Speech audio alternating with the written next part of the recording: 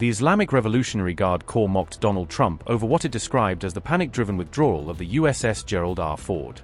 The American aircraft carrier made an abrupt retreat from frontline operations after a fire broke out in its laundry area.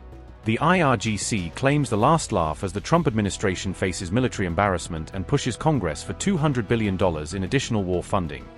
As far as $200 billion, I think that number could move, obviously.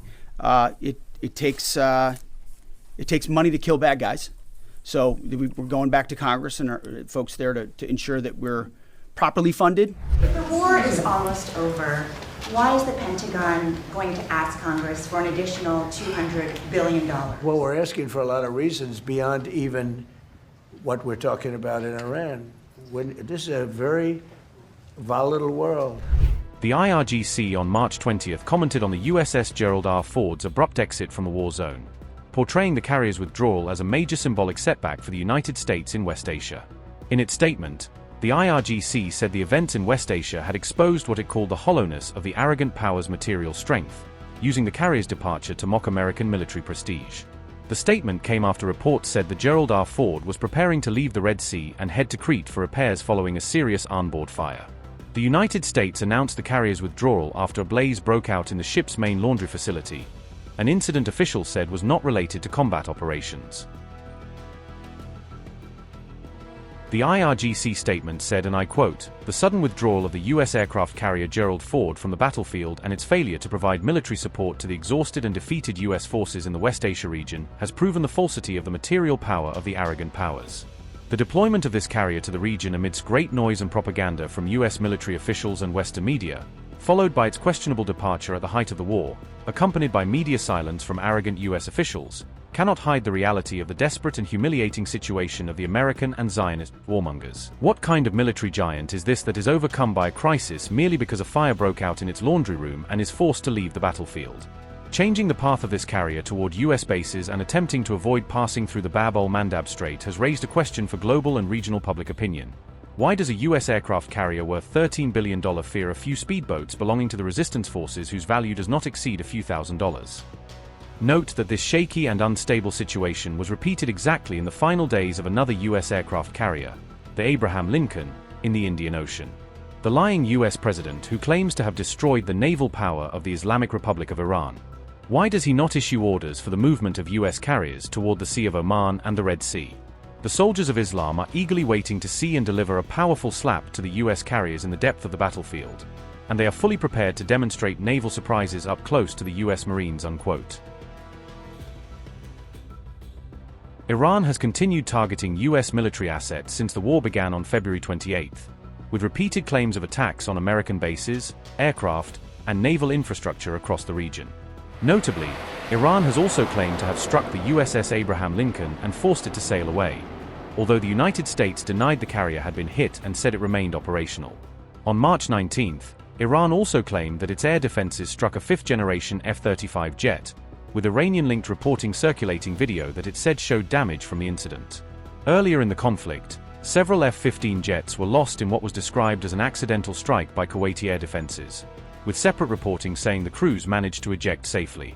Meanwhile, the Trump administration is now looking toward Congress for additional war funding as the conflict drags on, with reports saying the White House could seek roughly $200 billion more.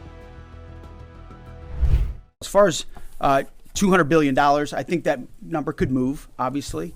It takes money to kill bad guys.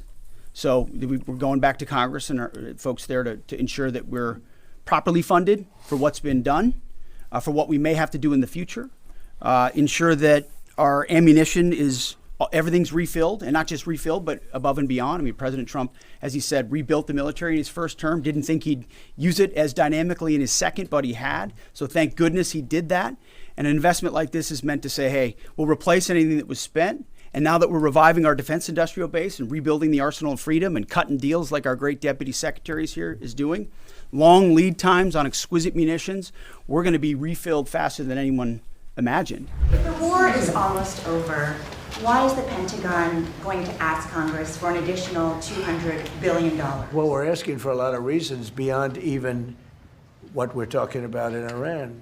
This is a very volatile world, and the military equipment, the power of some of this weaponry is unthinkable. You don't even want to know about it.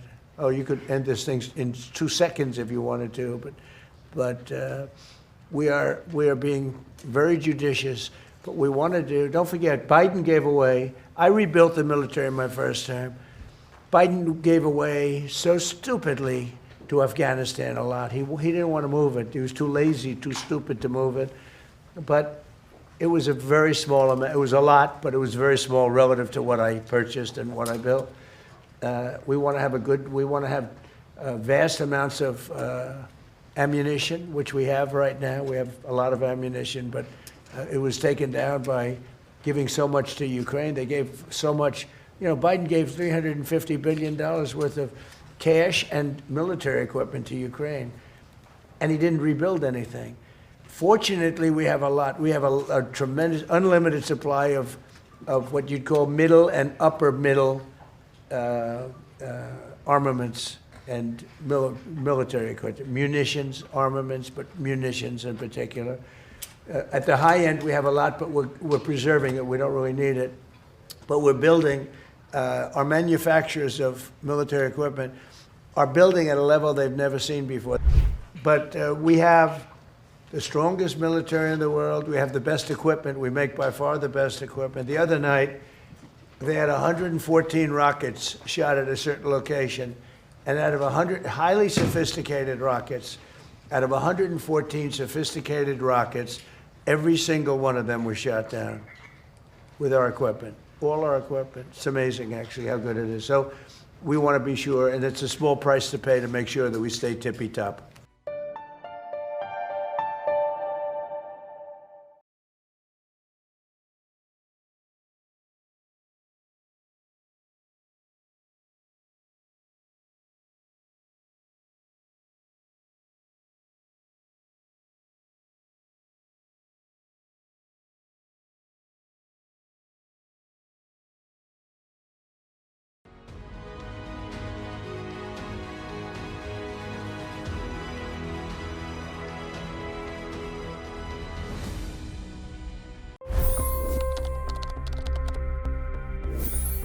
$25 crore गरीब गरीबी को परास्त करके बाहर निकले।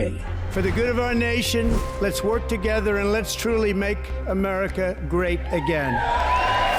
The fastest news breaks. Requested PM saying that we will have to speak to Putin and to Zelensky.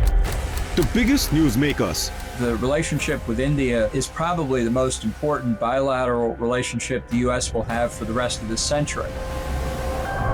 The capital delivered quite an election result today. Expert analysis. The million-dollar question today is how to stop this dance of death. Ground reports.